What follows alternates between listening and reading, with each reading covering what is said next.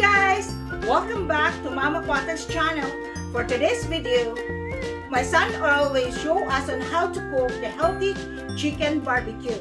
This is healthy because he will be using white meat, the chicken breast. But before anything else, please don't forget to like and subscribe and click the notification bell so you won't miss any of my videos. So, are you excited? Let's go!